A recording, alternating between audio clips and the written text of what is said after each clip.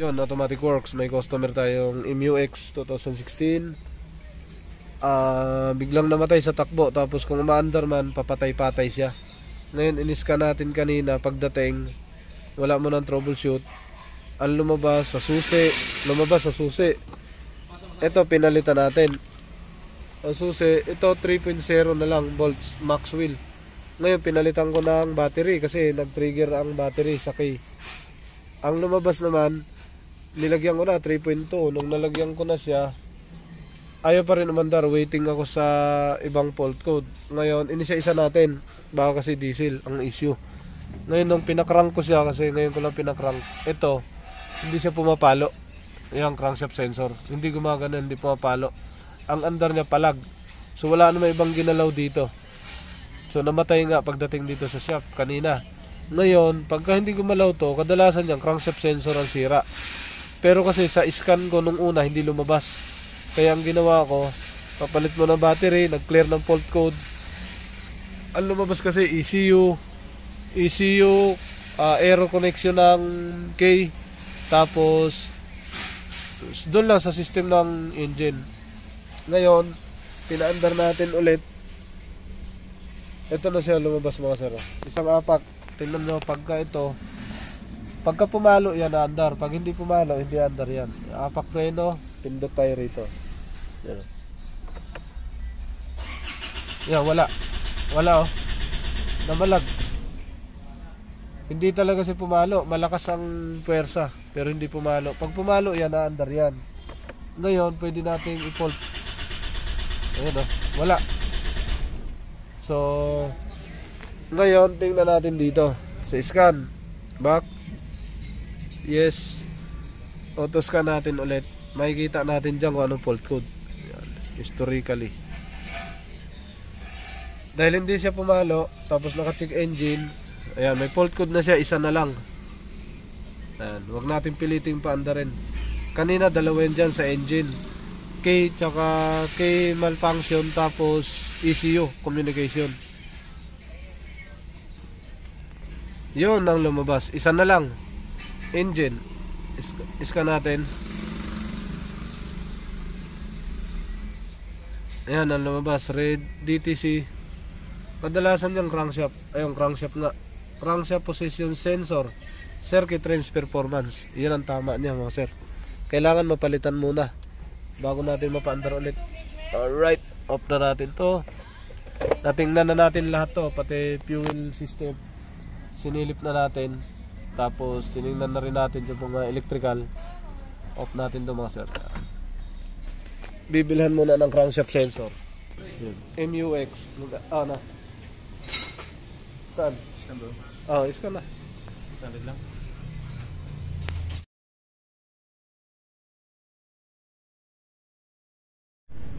Ito na yung stock. Yan Japan Denso. Yan ang rig. Yung papalitan namin. Ito yung dumating na pyesa. No brand, wala siya.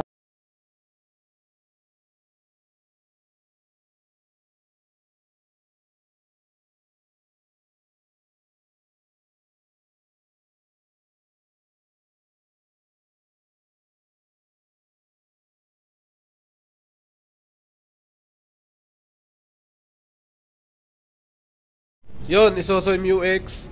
Andito na sa ilalim. Si pare yung bumaba na to. Gumagapang sa ilalim. Si paring Ariel yan. Teknolod! Yun. Crankshaft sensor ng MUX. Yan. Alright. So, paanda rin natin to. Bumili kami ng crankshaft sensor. Urig. Yan. Original. So, medyo may kamahalan yan. So, nasa 5.5 ang presyo. Tapos, ito, subukan natin paanda rin.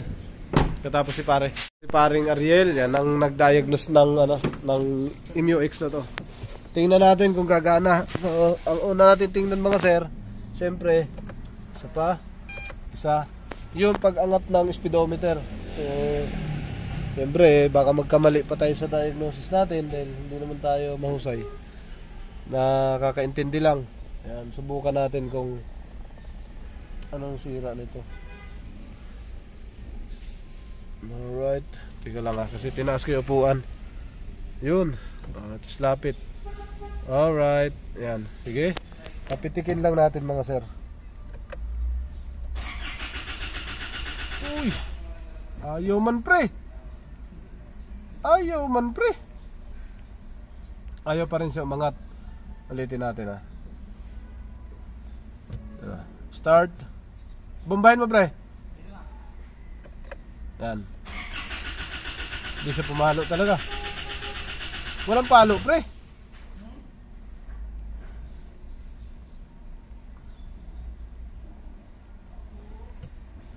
Ulitin natin. Isa pa.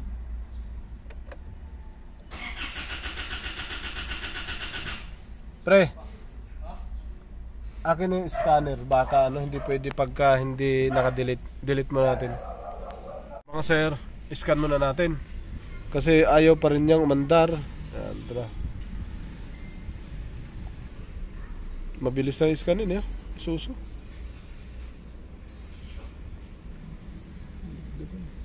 Itong engine, isa lang. Ano to? Computer box to kanina eh. Crankshaft nga, position sensor, circuit range performance. Tapos dito sa isa, ready TC. Ayan o. ECM invalid. ECM information invalid. Tapos steering angle sensor, center position invalid, malfunction. Ito malalim dito pre. Invalid error. Tapos ito isa SRS na yun. Wala na yun, hindi nakasama. Ngayon i-clear natin. Yan. Naki-clear yan eh. Invalid? Bakit invalid? Tanggal na yung kanina yun. Patay ka. Dali ang ECU nito pagka ganito. Erase o command has been read. Okay. Wala na. Wala na fault code, di ba?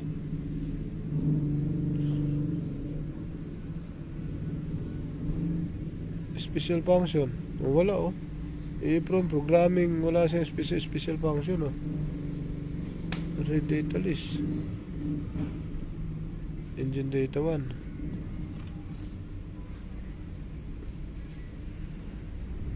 Back. Bombahin mo ulit pre. Alright. Okay na. Start ko ah.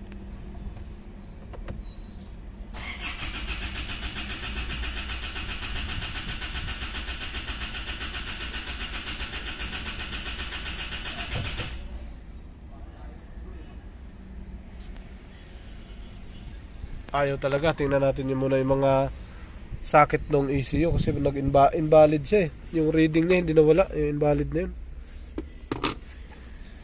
Yun. Ulitin natin. Ginagalaw-galaw mo pre. Start ko ah.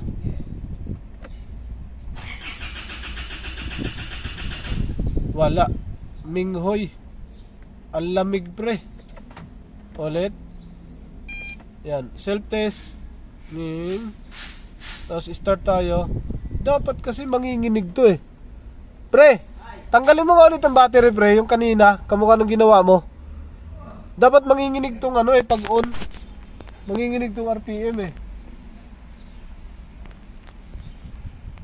Yung nagtanggal ka ng battery dyan kanina. Tanggalin mo nga. Naka-on. Kabit. Yan. Okay.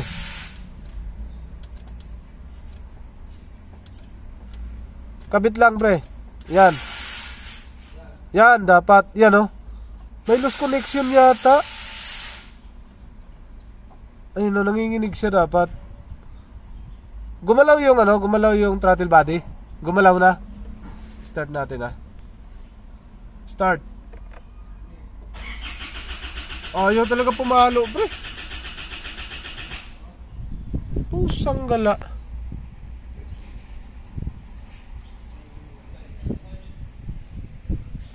Wala bang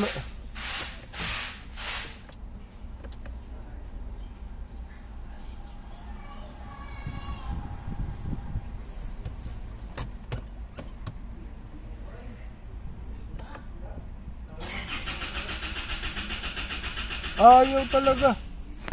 Aha, troubleshoot nga tayo. No. Bitaw. Apak preno. Bitaw. Nako, hindi gumana ang putragis. Naka-on na susi. Op, naka-op. Apak pre. Patay oh, punde. Bitaw. Hindi apak. Bitaw. Hindi gumana. Punde oh. Yung isa. Op mo ilaw pre. Op ilaw. Apak pre no. Hindi, op ilaw. Huwag yung susi. On mo na susi. Patayin mo yung ilaw. Op. Apak. Walang preno. Wala, hindi gumana pre. Tingnan natin dyan. Hindi gumana. Walang Diyo. Ano ba yun? Ba't gayon?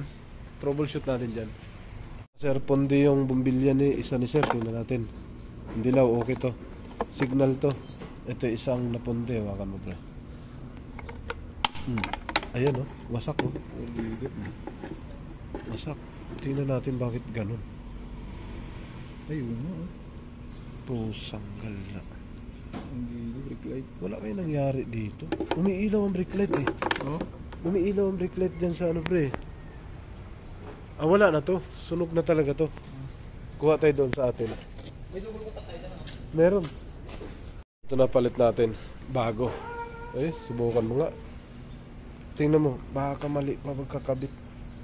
Tapos sunog na sunog sa ilalim ya. Tingnan mo. Sunog na sunog sa ilalim ya. Anak ng teting. Oh, ba't ayaw? Hindi naglalaro pre. Dapat naglalaro yan. Kaya pala sunog. Yari ito. Yun oh. Hindi pala siya ano, pero putol din. Hindi siya, ayun no, wasak sa loob no. Kaya pala walang preno pareho. Ito, lagyan natin. Ito nalagyan na natin ay pasok na. Sige, apak. Yun, meron na. Sige, apak. Yun. On, ano mo pre? Sige, start mo na. Start. Opya. At least okay na to. Kabit na natin to na maayos. Yung mga sir, tinignan natin lahat dito. So walang kinalaman dito sa pag-andar kasi puro lang dito mga AC, ilaw. Doon tayo sa loob. Takip mo na yan dyan pre.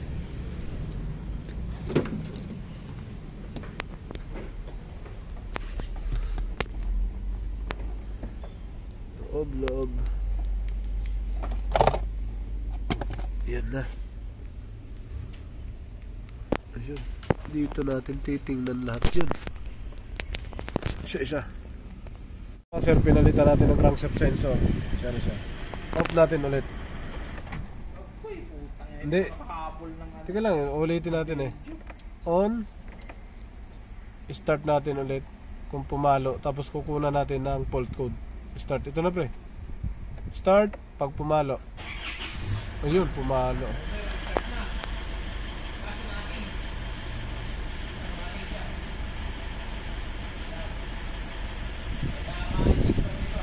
Injector tsaka ano? Injector ECB.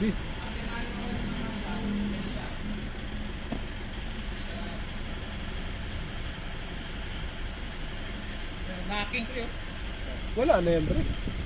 Wala na naman no? Low power na yan. Low power na siya. Oo, low power na yan pag ganyan tunog.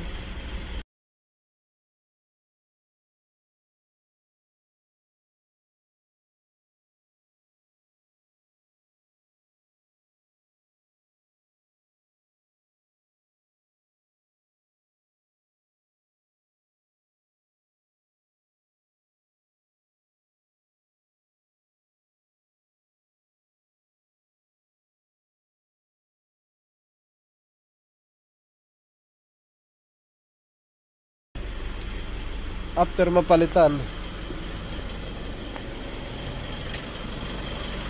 malagatak. Oh, ganyan yata under talaga niya.